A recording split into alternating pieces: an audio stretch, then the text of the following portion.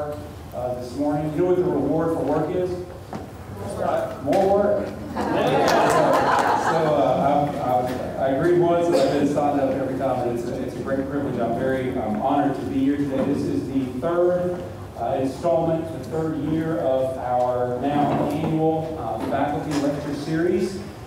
Fittingly, this series began with a lecture by Dr. Hornsby, and this year, our third year, will begin with a lecture by Dr. Hornsby, who refuses to be thanked for being the brainchild responsible for the series. So Dr. Hornsby will not be thanked, but this is his idea that we would have this series. It's been enormously successful.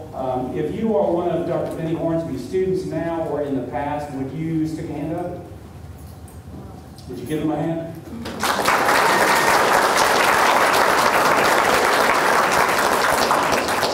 He hates that. We do want to remind you, please make sure that your cell phones are turned off. Please, if for any reason you do need to leave, we would ask that you would use the wooden doors over here where you can leave silently without disturbing anyone. And we assure you that we will be out in plenty of time for our next class. I have that from Dr. Hornsby himself. I would like to give special thanks to our Vice President for the Forrest County Center of Operations, Dr. Cecil Burt, to Ms. Susan Donahue, our Director of all things academic, who could not be with us today, to Missy Graves, who is the center of our university here and makes everything work, to Dr. Terry Russell, who made sure that we had this place shipshape and in order and has helped with all the publicity, to Mr. Ron Hay for coming all the way up here to videotape the proceedings, and to Dr. Tim Crow. I'm not sure exactly what for, but I'm thanking him anyway. We also would like to recognize many special visitors that whom we have here today. First, Dr. Tommy King, who is the president of William Carey University. Under his supervision, William Carey has grown and improved and has even become its own medical school. We're very proud to be neighbors.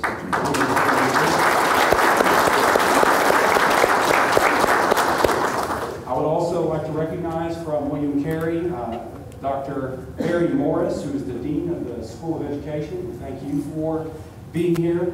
We would like to recognize Ms. Lily Beveridge, who is the editors for the Hattiesburg American. That's right. We would like to and we would like to recognize our Vice President for General Education and Technology Services, Dr. Martha Lou Smith.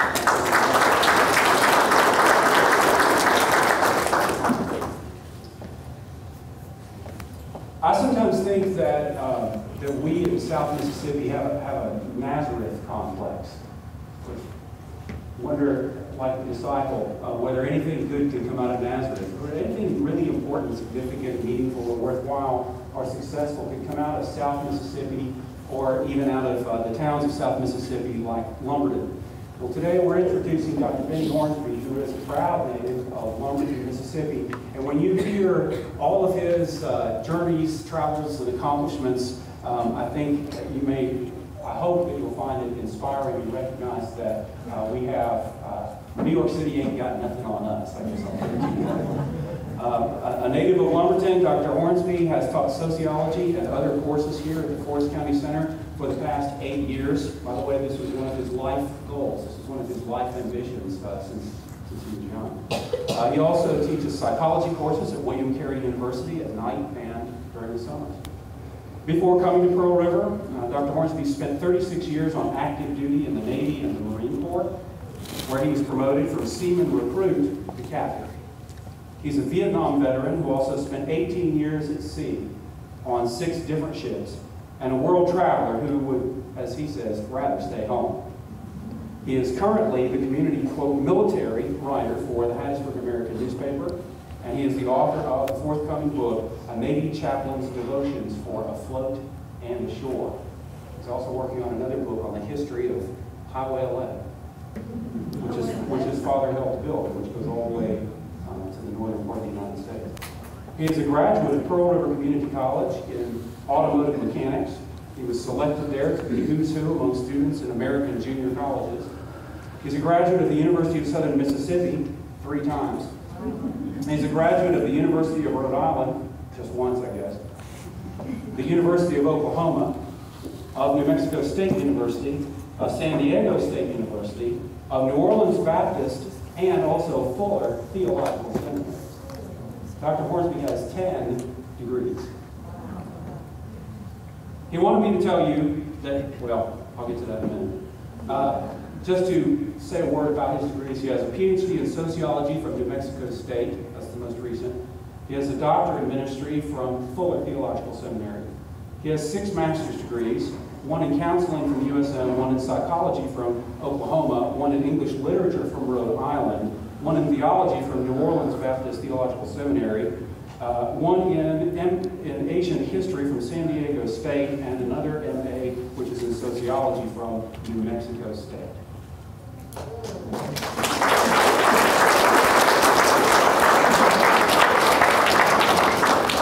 He wanted me to tell you that he has bungee jumped,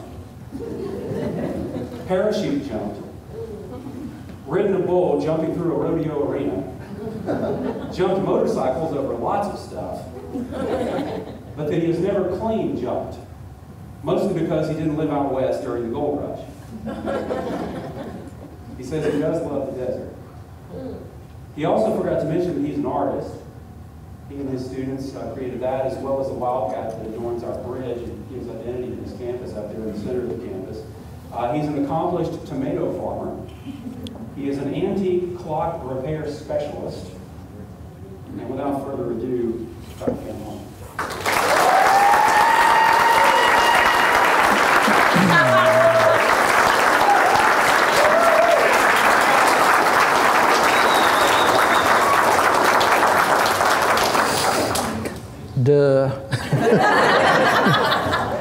I'd like to recognize a couple of guests. Miss Charles Phillips. Miss Phillips, where are you? Miss Charles Phillips. Would y'all stand? Now, Miss Phillips, you can be seated. Miss Phillips taught me in the 7th grade at Lumberton, social studies. And he's now a student of mine in social studies here, sociology. I'm trying real hard to remember the grade he gave me.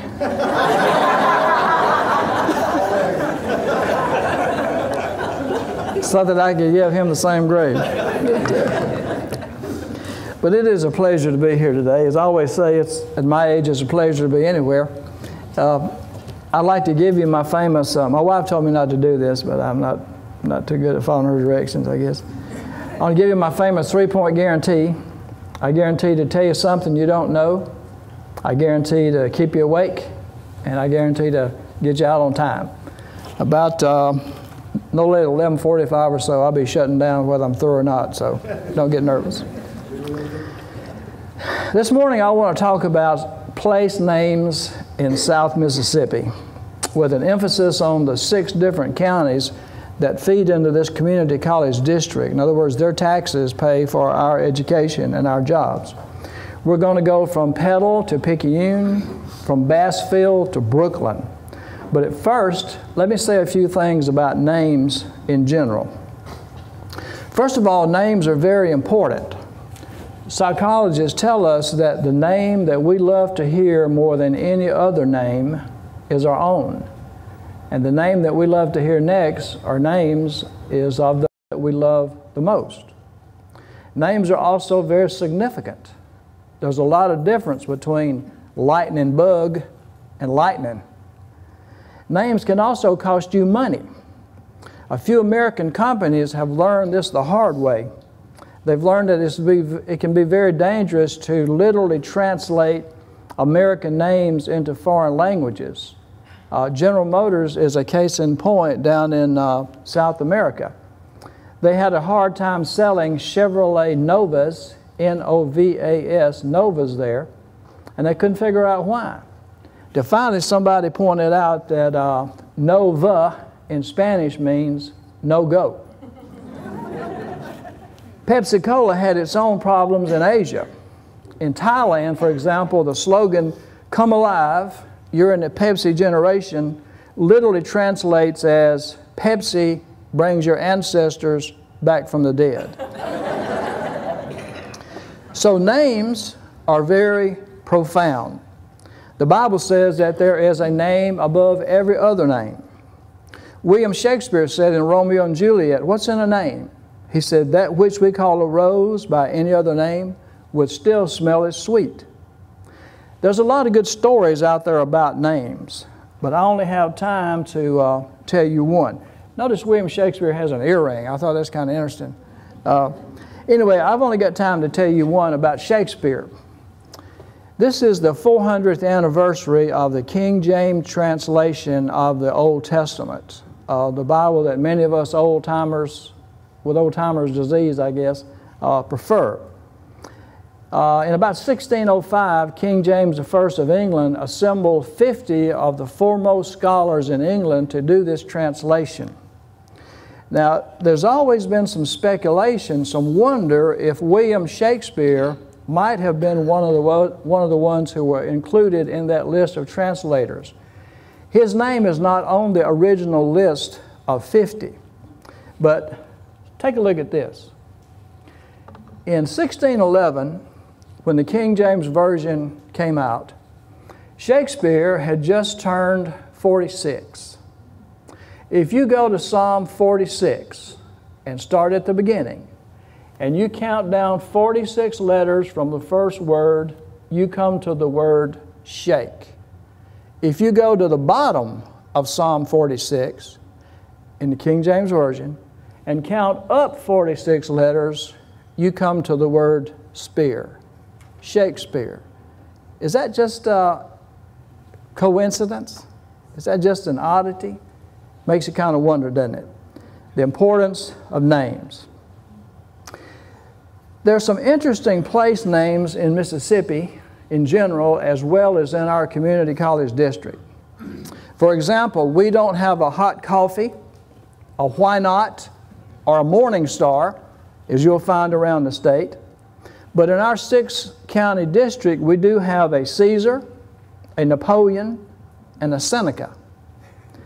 We don't have a Black Hawk, a Green Pond, or a Blueberry Hill, but we do have a Red Top, a White Bluff, and a Silver Creek.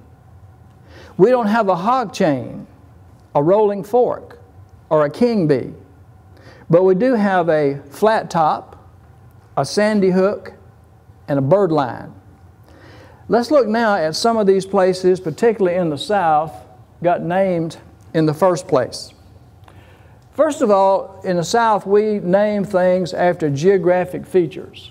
Looking at our 6 community college districts here, our 6 counties that feed into this district, for example, we have Oak Grove, and down in Hancock County, you have Claremont Harbor.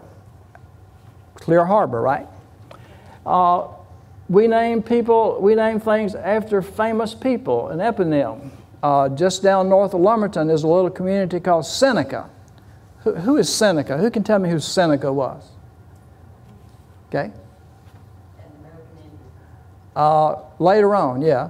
But originally he was a very famous Roman orator, right? Seneca. We name things after after Native Americans. A lot of Native American names, even in our district. The original name of Lumberton, for example, was Pytonia, which is an Indian name. You also have Okahola, which is an Indian name. This thing's a little, the karma's not exactly right here, so we'll suffer through this. We name things after biblical references. We have a Mount Carmel, for example.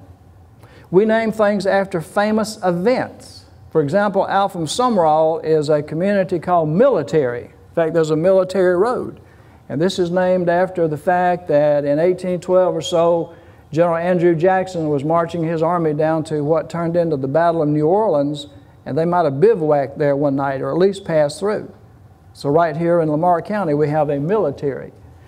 Just south of here, we have Sullivan Kilrain, which is named after that famous bare-knuckle prize fight, supposedly the last bare-knuckle prize fight in the United States.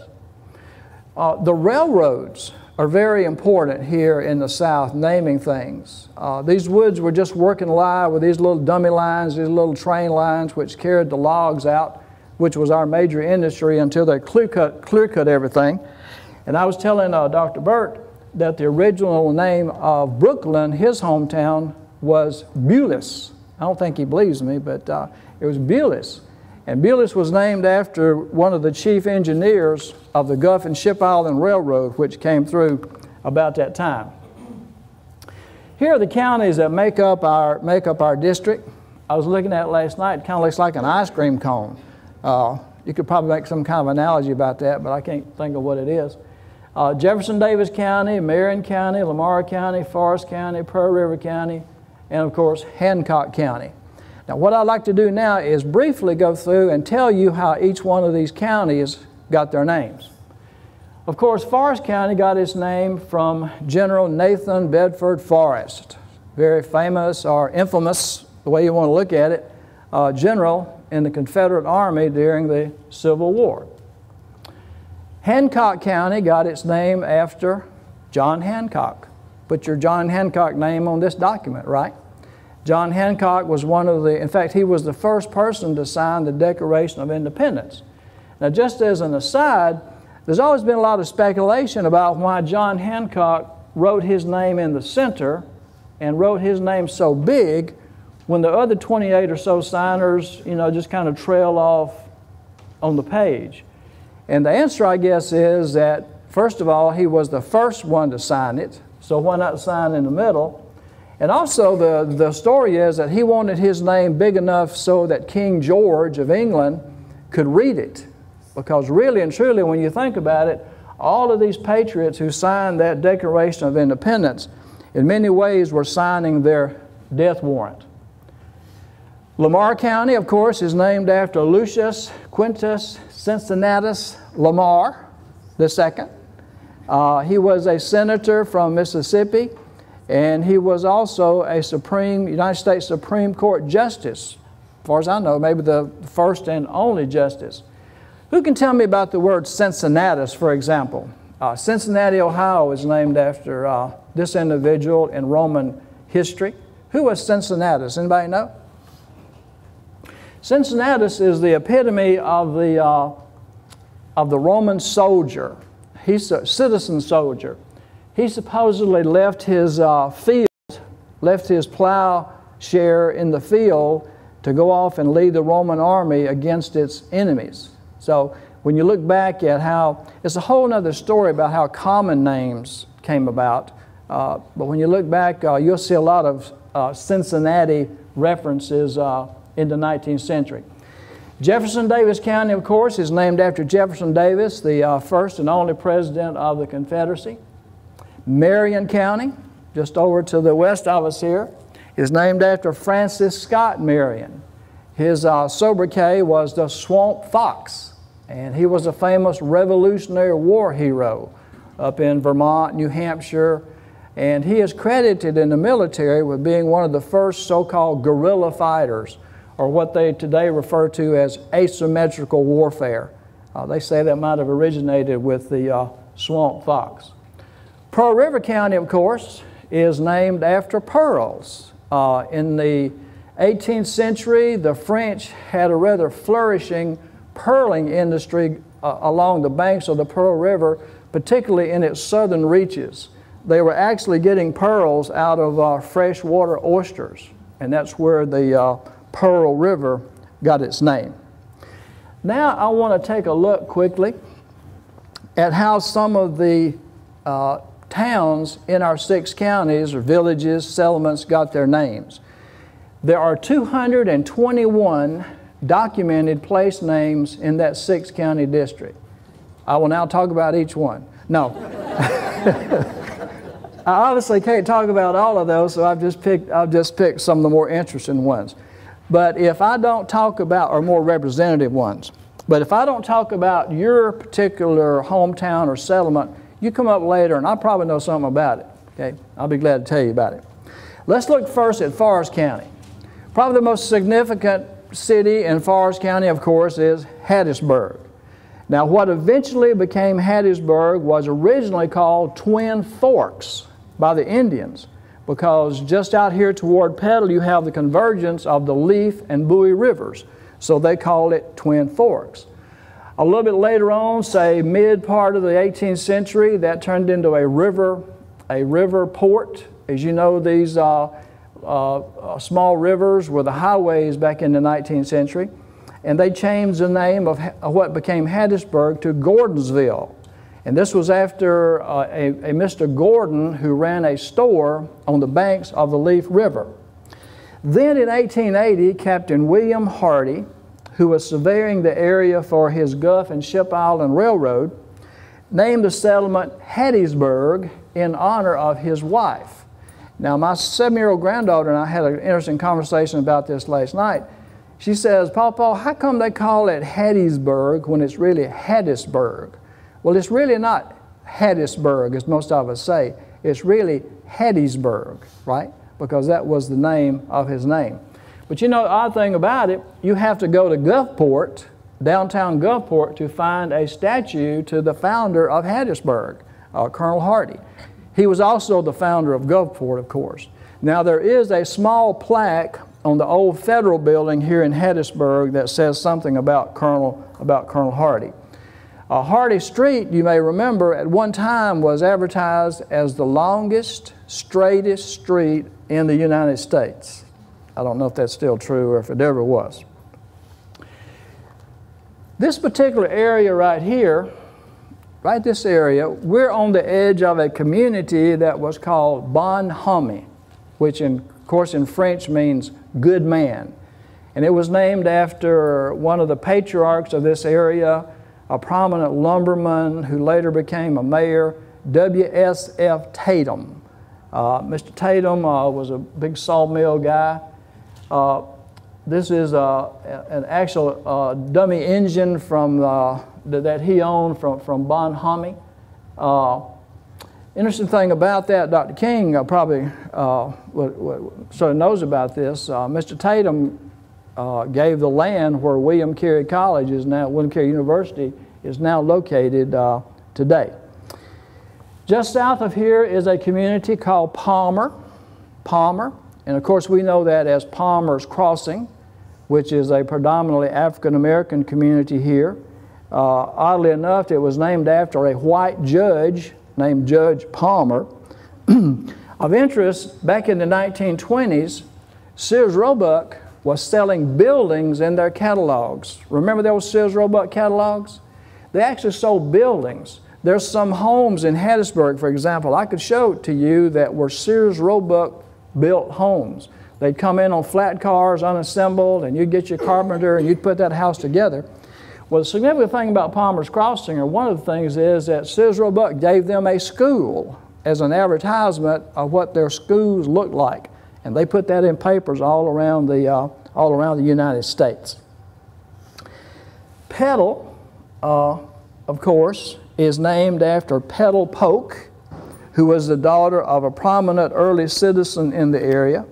And as you know, Petal was only recently incorporated into an actual city.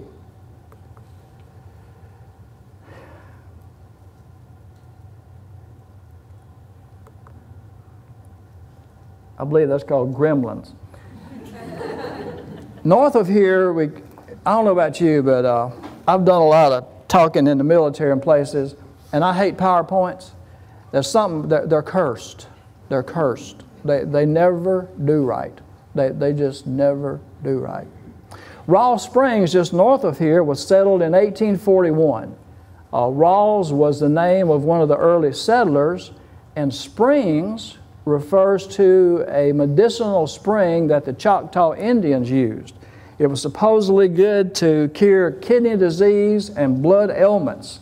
And there was actually a big hotel there where you could come and take the cure, Rawls Springs. Okay? Hancock County. Of course, the most significant town in Hancock County, which was originally called Shieldsboro, for Thomas Shields, who got a Spanish land grant in 1798, is Bay St. Louis. Now, even earlier, before Shieldsville, the French explorer Bienville named the bay, a very nice bay there, the Bay of St. Louis, which, as you may know, a very significant the only real naval battle associated with the War of 1812 took place there in that bay. Anyway, Bienville named the bay for his king, King Louis IX, over in France. And they finally got around to changing the name to Bay St. Louis in 1875. And for a long time, it was a summer home for New Orleans or for New Orleans residents. First, they would come by packet boat and then by train. Out from Bay St. Louis is a tragedy. You have three cities, Pearlington, Logtown, and Gainesville. Now, these three cities, old prominent sawmill cities, mostly on the banks of the Pearl River, were destroyed back in the 1960s so that they could build NASA, the missile testing site there. And I guess that was progress, but a lot of things were lost. Like this home, for example. This is the family home of Pamela Snyder, the young lady right there. Now, was this your grandmother's home there in Logtown, which is, and your grandmother's? They're very close to Pearlington and Gainesville, Logtown. They're all together. Homes like this, that were irreplaceable, were destroyed for in the name of progress, I guess. Okay. Pearlington was named on the river. It was named for the freshwater oysters that were commonly found there. Pearlington was once called Little Jerusalem because of the very proud nature of the people who lived there. And then there's Kill. Now, when I was a boy, I thought the word kill, like a kiln where you heat ceramics or things like that, I thought the word was kill, K-I-L-L, and I never wanted to go there. But the name really refers, as you know, to the immense charcoal kilns that were there. They would make charcoal out of the pine trees, and it was sold to people for heating and for cooking. It was also was supposedly a hangout long ago for the pirate Jean Lafitte. And I'm sure that none of you have been to that famous bar in Kill, the Broken Spoke. You don't go there, right? Okay. That's supposed to be Brett Forrest. That's the bar with all the Green Bay paraphernalia. And I guess when Green Bay went to Wisconsin, they changed over to purple, but I hadn't been there since. Another interesting town in Hancock County is Napoleon. Now, Napoleon was settled by Simon Favre, actually one of Brett Favre's ancestors, in 1798. And it was named after Napoleon Bonaparte. The French Revolution was just wrapping up. And another interesting thing there were two Jordan brothers who lived in Napoleon, and the Jordan River, sometimes mispronounced as Jordan, but it's really Jordan. The Jordan River was named after those two brothers. Okay, over to our west, you have Jefferson Davis County. And of course, the largest city in Jefferson Davis County is Prentiss. Now, Prentiss was named for Prentiss Webb Berry, who was a very prominent landowner in the area, particularly when the railroad came through. Prentiss was originally called Bluntsville, after an even earlier settler.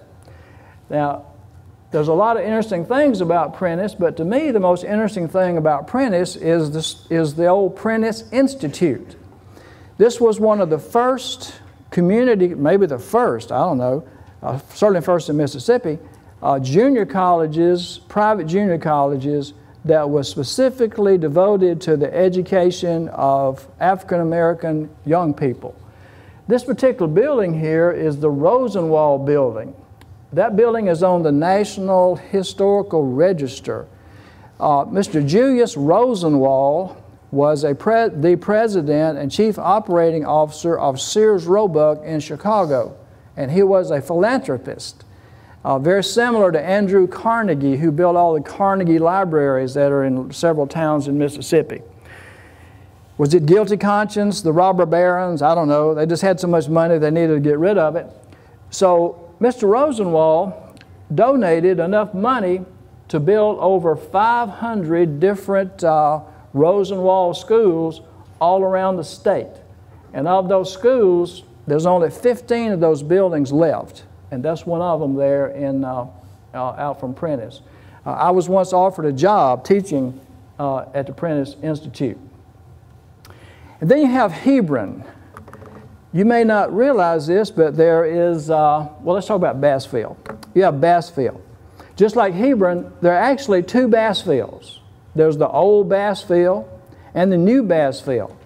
And both of these were named for an individual named John H. Bass. He was the son of a soldier, Civil War soldier, who was killed in the Battle of Chickamauga. When the railroad came through in 1903, it missed old Bassfield by about a mile, so they said not to worry. They just moved down the track about a mile and built the new or present Bassfield. Hebron, not far away, is very similar. You had Old Hebron, about 11 miles northwest of Prentiss, founded in 1815. It was named after the Hebron Church that was located there. And the current town of New Hebron, like Bassfield, was moved. New Hebron was moved from Old Hebron because of the location of the train depot. And finally, in Jefferson Davis County, there is a town named Vixen. How do you suppose Vixen got its name? One of Santa Claus's reindeer. Okay, getting closer to home, Lamar County. LQC Lamar, right? Between Hattiesburg and Summerall, there on Old Highway 24, there is a little, there's not much there. I used to drive a school bus through there. There's not much there, a building or two, but you can see some ruins. Back in the day, the 20s, there was a very significant sawmill there. About the only thing in Clyde today is it's a major entry point for the rails to trail bicycle route. But Clyde, interesting enough, was named after the Clyde log skidder. And I was able to find a picture of that. That was a very famous log skidder that they take those cables out in the woods and tie them to the logs and snake those logs up to the train and take them to the mill. Harmon is an interesting little place, about 5 miles south of Purvis. Now, Harmon is the home of Will Purvis. Now, some people think that Will Purvis was the founder of Purvis, but he actually wasn't. It was his uncle. But Will Purvis is certainly one of the most famous people to come out of Purvis. In 1910, Will Purvis was convicted of murder.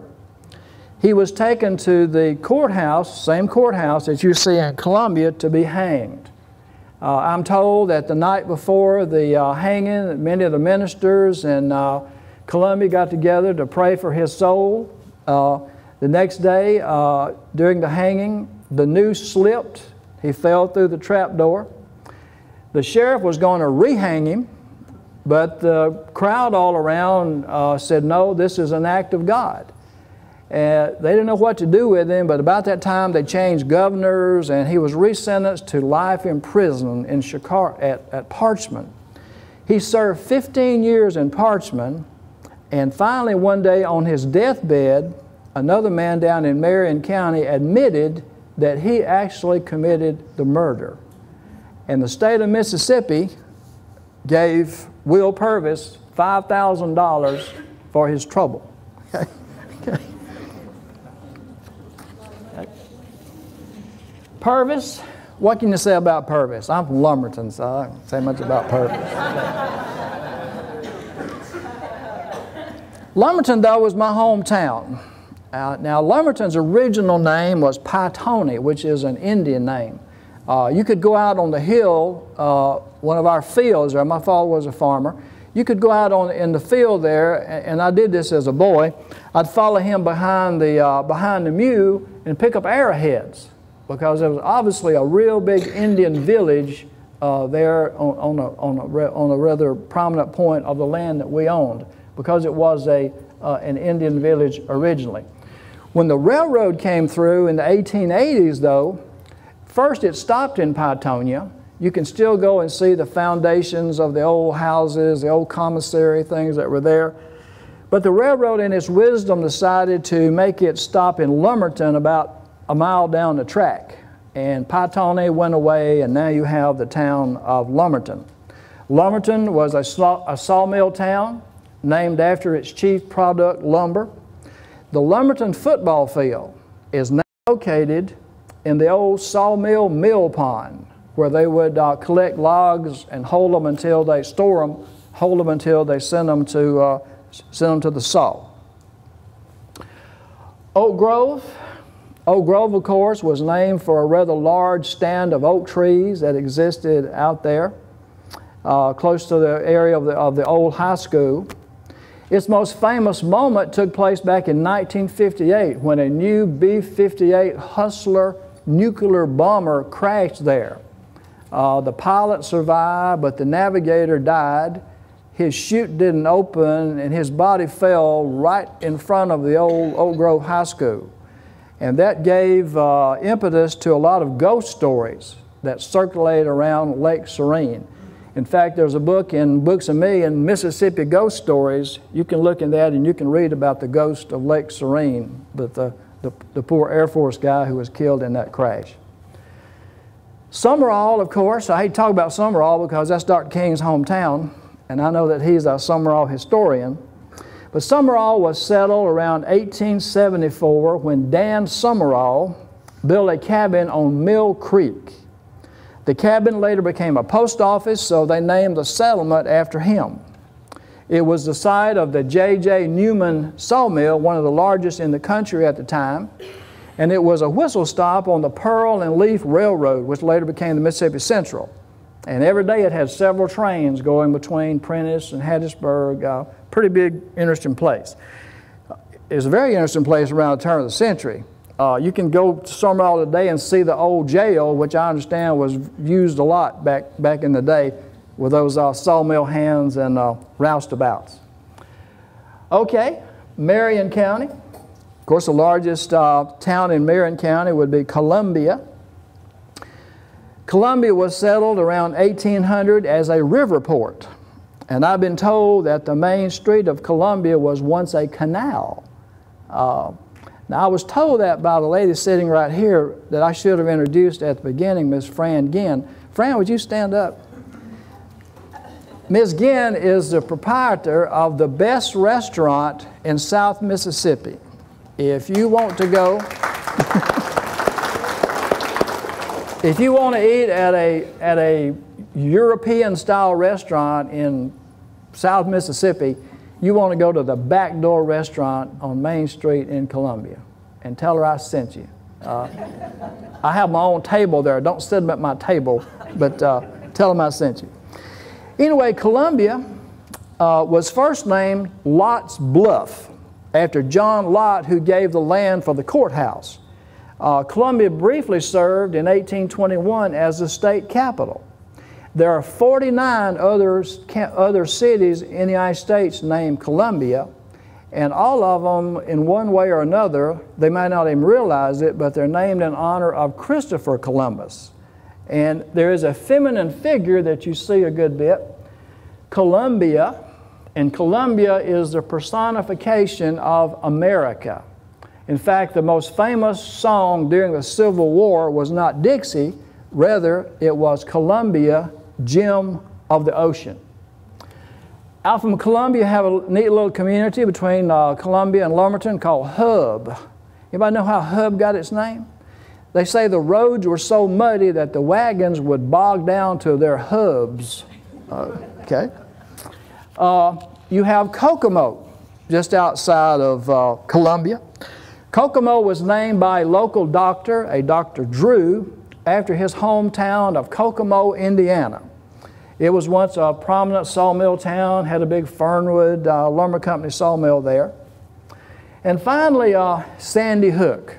Now here again, I'm playing to my boss. Dr. King's last church was at Sandy Hook when he was a pastor there. Sandy Hook is located about 17 miles south of Columbia, almost on the Louisiana line. It was founded in 1791, making it one of the oldest settlements in Mississippi.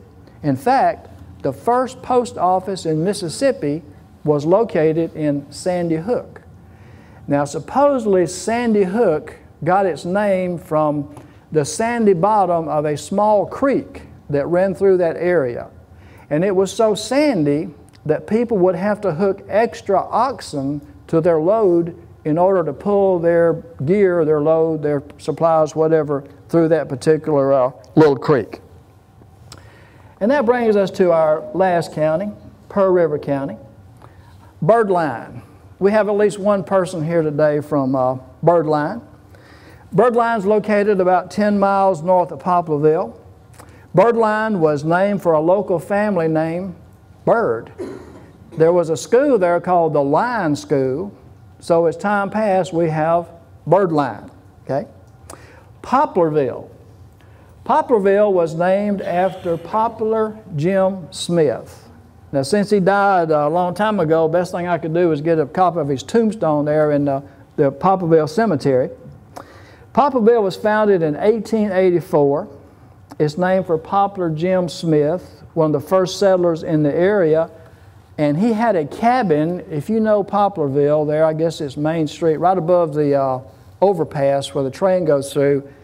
Right about where the sunflower store is in Poplarville, that's where Poplar Jim Smith's cabin was located. Supposedly, he gave the Indians 10 bushels of grain for the right to live there on that site.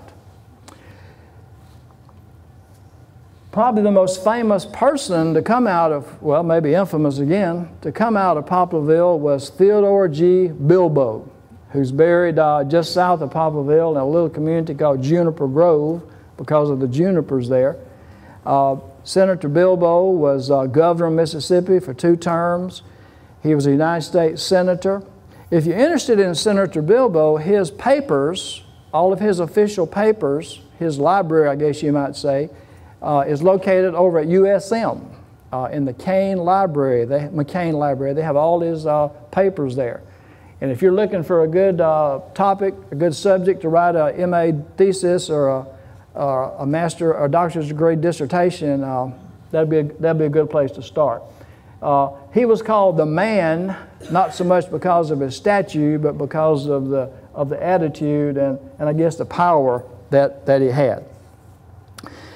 8 miles south of Picayune is a little community called Caesar. Now, some say it's named for Julius Caesar. Take your choice. Other people say that it was named after a Choctaw Indian named Caesar. It was once the county seat of Hancock County, and it was famous for an underground jail that supposedly went back to the Indian times. And one of the stories goes that the Indian chief named Caesar is the guy who took the 10 bushels of grain from Poplar Jim Smith to let him live there in what became Poplarville. Just across from Caesar, you have the town of Carrier. Carrier was originally called Highlands. Then it was renamed Lacey. Carrier had a large turpentine, or what we call naval stores industry, and it was finally named Carrier after the very prominent Carrier family from New Orleans who owned a summer home there. LaRoe. You ever heard of LaRoe in Pearl River County? It was established in 1938, about 5 miles north of Picayune, and it was named for Lamont Rowland, who is generally credited with starting the tung oil tree business in South Mississippi. Most of you, this is way before your time, but Pearl River County used to be covered with tung oil trees. They pressed that and made oil for various industrial applications. Hurricane Camille came along in, 69 or so and wiped out that industry. But LaRoe is named after him. Picayune. Now, Picayune's an interesting place. Picayune was established in about 1901. It had been there a long time before. It was originally called Hobalachita by the Choctaws. And it is the site of a big old home, I'm not sure if it's still standing, called the Hermitage. Now, the Hermitage was the home of a writer by the name of Eliza Jane Podevant Holbrook Nicholson.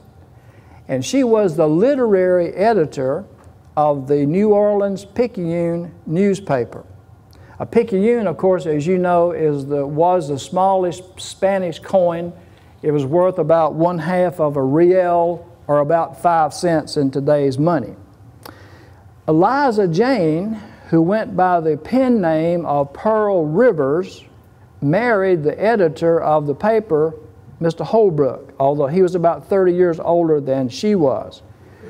When he died, she inherited the paper and changed the name to the Times-Picayune. And she also named the little settlement that grew up around the Hermitage in what is now Picayune. She named that Picayune in honor of the paper. Just south of Picayune is a little town called Nicholson, and that's related to her also. When her first husband died, she married his chief accountant for the newspaper, a Mr. Nicholson, and they named the little burg of Nicholson after both of those individuals. As I said at the beginning, names are very important, but I think Pearl Rivers summed up the fleeting nature of names in one of her best poems. I'd like to read it to you as we close. Alone I walked on the ocean strand, a pearly shell was in my hand. I stooped and wrote upon the sand my name, the year, the day. As onward from that spot I pressed, one lingering look behind I cast. A wave came rolling high and fast and washed my lines away. So much for our big and powerful names. But as we close today, you remember, take good care of your name because that's the most precious thing that you have. Thank you.